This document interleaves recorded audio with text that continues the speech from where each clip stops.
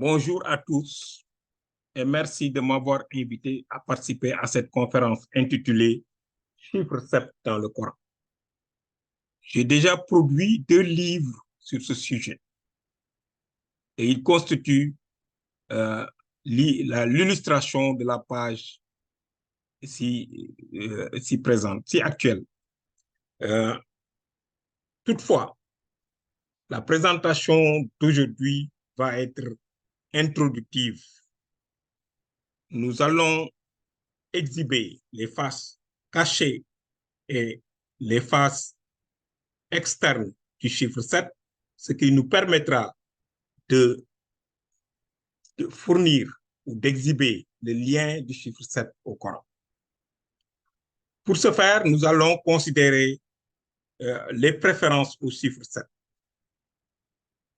Ces préférences ont été déduites d'un sondage mené en Angleterre en mars 2016, qui stipule que le chiffre 7 est le chiffre favori des participants au Festival mathématique de l'Université de Newcastle.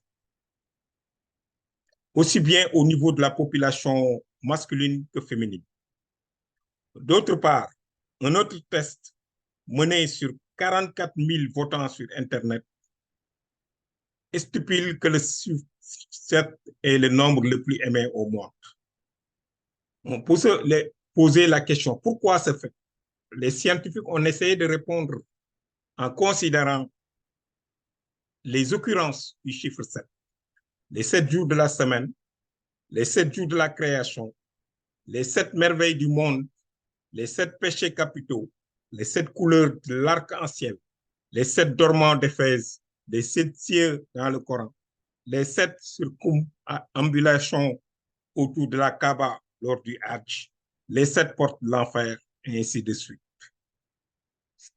Ces occurrences sont tirées d'expériences empiriques ou de faits empiriques ou en grande partie des différentes religions. Nous pouvons également trouver au niveau de la culture ces occurrences. Comme nous avons exposé ici 18 titres de films célèbres avec le chiffre 7. La liste n'est pas exhaustive, ce qui montre en fait l'influence ou l'ascendant du chiffre 7 dans nos esprits. À ce même titre, nous pouvons penser aux chansons.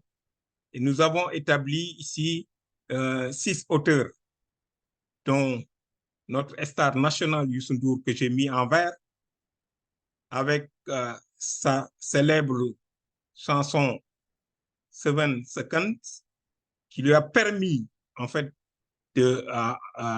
d'occuper qui l'a propulsé, je dirais, au niveau de la scène internationale.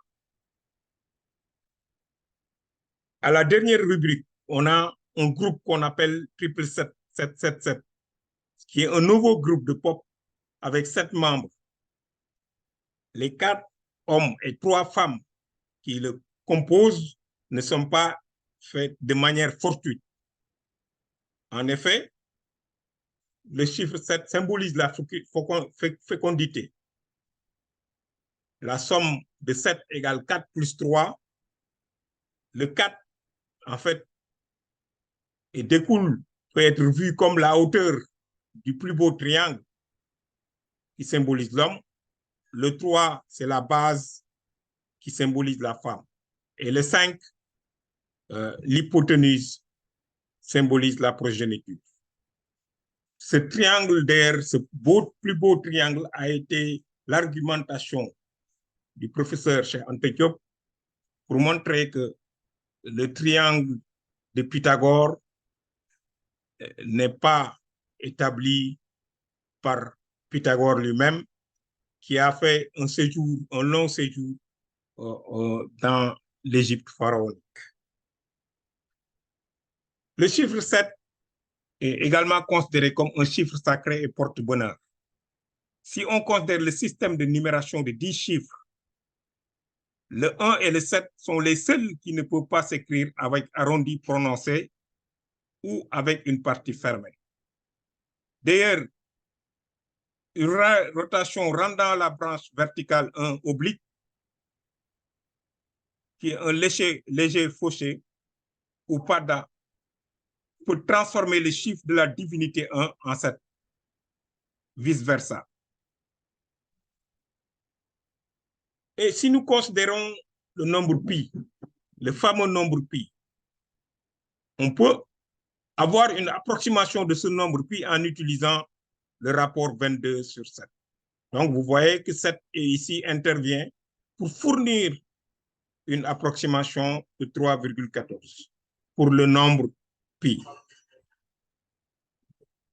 Nous pouvons considérer le système de numération arabique. Et dans ce système de numération arabique, le 7 est représenté par une forme de V en couleur jaune.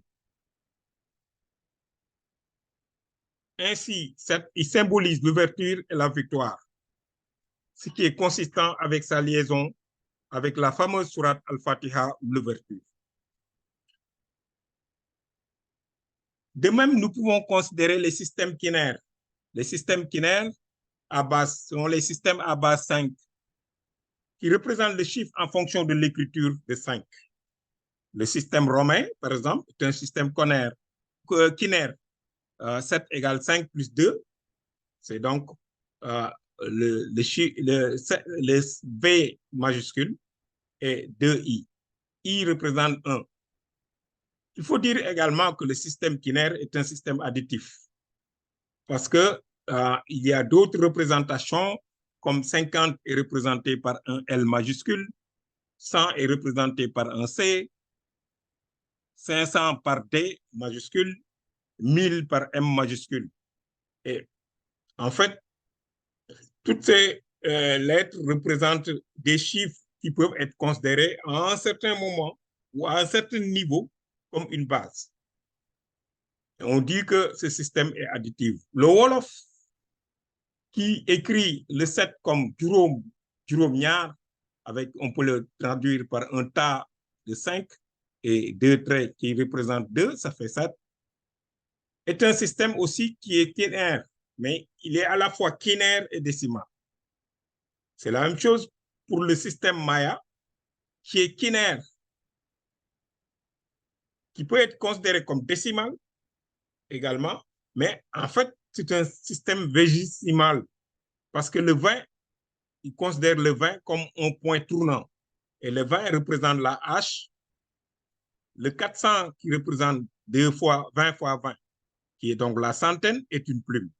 Ce qui fait que c'est un système qui a quinaire, mais qui est à la fois vigésimal, base 20. C'est un système à base 20.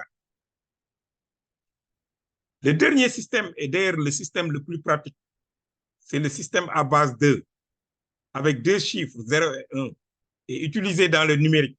Le chiffre 1 est lié à la lumière, tandis que le chiffre 0 à l'absence de lumière. C'est ça qui permet de communiquer avec la machine. Le 1, c'est la lumière, le 0, c'est le noir. Et ce qui fait que donc 2 peut être écrit en 2 plus 0. 2, c'est une dizaine, plus 0. Donc, c'est 1, 0. 1, la dizaine de 2 et 0. Donc, 1, c'est 1 fois 2 plus 0, ça fait 2. 3, c'est 2 plus 1, c'est 10, plus 1, c'est 11. 4, c'est 2 fois 2, 4. C'est 2 fois 2 égale 4. Donc, ça, c'est la centaine. Parce qu'on est à la base 2. La base 2, 2 fois 2 égale 4. 4 représente la centaine. Parce que la base 10, 10 fois 10, c'est 100. Et là, ça représente la centaine. Tandis que dans le 2, dans la base 2, 4 égale la centaine. Ce qui fait 5 égale 4 plus 1, c'est 101. 6 égale 4 plus 2, c'est 110. Parce que 2 est une dizaine. Donc, 100 plus 10, ça fait 110. 7 égale décomposé à 4 plus 2 plus 1. 4, c'est 2 fois 2, c'est la centaine. 2, c'est la dizaine, 1 fois 2. Et 1, c'est l'unité, 1. Donc, le 1, je le transporte ici pour donner la centaine. Le deuxième 1 qui est en vert, qui est la dizaine, tu le transformes ici. L'unité est ici, ce qui fait 7 est représenté par 111, que j'ai représenté ici en couleur pour le différencier avec les autres. Le 8, c'est 2 que multiplie 2 que multiplie 2. C'est donc le seul élément qui est présent 1. Les autres, c'est des zéros. Il n'y a pas de centaine, 0 centaine, 0 une dizaine et 0 unité. Donc, c'est 1000. 1, 0, 0, 0. C'est 1000. Et le 9, c'est 8 plus 1. 8, c'est 1000 plus 1, c'est 1001. Et tout ça est représenté ici. Au niveau de la première ligne, on a les chiffres décimaux. Et au niveau de la deuxième ligne, on a leur représentation en base 2. Et ce que je disais, c'est cette représentation à base 2, avec le développement des mémoires, avec le développement des technologies nous a plongé dans l'ère du numérique.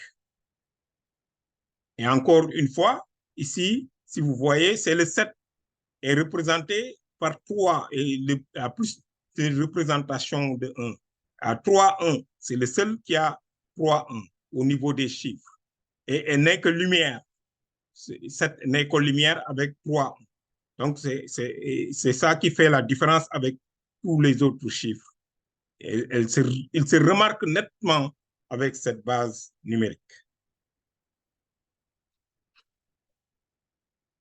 Donc, nous avons donc présenté dans la première partie, en fait, la phase externe du nombre chiffre 7. Nous allons, dans cette deuxième partie, aborder la phase interne. Pour aborder la phase interne, nous allons considérer l'inverse du chiffre 7. L'inverse du chiffre 7 égale à 0,142,857, qui se répète infiniment. Le nombre 142,857 est la partie décimale périodique. Et sa période est 6. Pourquoi? Parce que le nombre de chiffres le contenant égale à 6. 1, 2, 3, 4, 5, 6. Ce nombre, étrangement, semble lié avec le nombre de sourates du Coran. En fait, la division du nombre 114 par 2 donne 57. La division de 57 par 2 donne 28,5. Et donc, le quart inférieur est 28. Le huitième de 114 donne 14,5. Donc, le huitième inférieur est 14. C'est ça qui montre un lien avec le nombre 114, qui est le nombre de sourates du Coran. Ce nombre, qui est le nombre appelé nombre magique, en fait, a un certain nombre de propriétés. Ici, nous voyons que la somme théosophique, donc la somme successive de ces chiffres, va donner 9.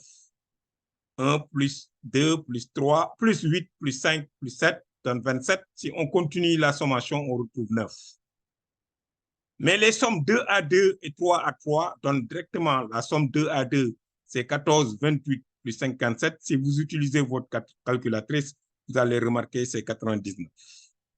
De même, 142 plus 857, ici, vous n'avez même pas besoin de prendre une calculatrice. Vous pouvez voir que c'est égal à 999. En fait, le nombre 142, 857 est un nombre de cas précaire, car son carré induit 142, 857 multiplié par 142, 857 donne ce nombre qui est ici, que nous avons considéré en deux groupes. Le groupe, les 6 derniers constituent un groupe écrit en bleu et les 5 premiers, c'est le deuxième groupe qui est écrit en vert. Si on fait la somme de ces deux nombres en utilisant par exemple notre calculatrice, on voit que ça retourne 142, 857. Donc, 142, 857 est un nombre de cas précaires. Un cas précaire est un entier qui, élevé au carré et séparé en deux parties, somme le nombre initial. Si nous faisons la factorisation de ce nombre on obtient 27 multiplié par 11, multiplié par 13, multiplié par 37. Vous pouvez le vérifier en faisant le calcul ici en utilisant une calculatrice. Vous allez trouver le nombre 142 857. Mais si on fait la somme de ces chiffres, de ce nombre, on l'a fait tout à l'heure, on avait trouvé 27. On voit ici que la somme est 27 et 27 est un facteur. Ça veut dire que 27 divise le nombre 142 857. Et un nombre qui satisfait à cette propriété est appelé par un nom, est dit un nombre de Harshad par Capra ou un nombre de Grandjo. Nous pouvons remarquer aussi que 114 est également un nombre de Grandjo. Parce que si on fait la somme des chiffres de 114, c'est 1 plus 1 plus 4 égale 6. Et on sait que 6 divise 114 parce que 114 égale 6 multiplié par 19. Donc, on voit que ici 114 est également un nombre de Harshad. Et ici, on peut souligner le fait que le nombre de sourates du Coran ne soit pas choisi de manière fortuite. La multiplication du nombre magique par des chiffres, en fait, peut être obtenue par permutation. La multiplication par 2 envoie le 14 en bleu vers l'arrière, les deux premiers chiffres vers l'arrière. La multiplication par 4, donc, va envoyer les 4 premiers chiffres vers l'arrière. Par contre, la multiplication par 3 envoie le premier chiffre vers l'arrière, en rouge. Le premier chiffre va à l'arrière et on a 42, 85, 71. La multiplication par 5 envoie le dernier chiffre vers l'avant. Donc, c'est une multiplication, c'est une permutation vers l'avant, tandis que les autres, c'est des permutations vers l'arrière. Et la multiplication par 6, bien sûr, découle de ça. En fait, pourquoi le chiffre 7 est un chiffre magique? Ça découle de la clé qui est ici, de cette clé qui est ici.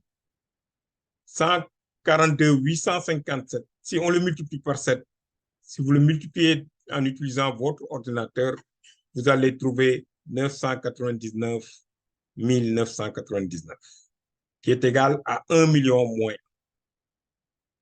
Et donc, en utilisant cette relation, on peut faire des calculs très rapides. Ici, par exemple, si on considère ce calcul à faire 28, 57, 14 multiplié par 4, comme on sait que la multiplication par 4 envoie les 4 chiffres qui est ici que j'ai mis en violet, il l'envoie à l'arrière, donc ça donne le nombre 142 857. Et si on multiplie par 7, on sait que ça c'est 1 million moins 1. 1 million moins 1 plus 1, ça donne 1 million qui est là. Et si on divise 1 million par 500, c'est divisé par 5 multiplié par 100, on enlève les deux zéros. 10 000 divisé par 5, c'est 2000. Et 2000 plus 23 égale 2023. Donc, le calcul peut être fait extrêmement rapidement, de manière extrêmement rapide. Et si on s'habitue à ce calcul, on devient encore beaucoup plus performant. C'est ce qui font les magiciens pour constituer leur tour avec ce nombre magique. 142 855. Bon, ce qu'on a fait avec 7, on pourrait le faire en contrepartie avec le nombre 142 857, parce qu'on a essayé de chercher, de connaître l'inverse de 7, qui est 1 sur 7, qui nous a donné ce nombre 142 857.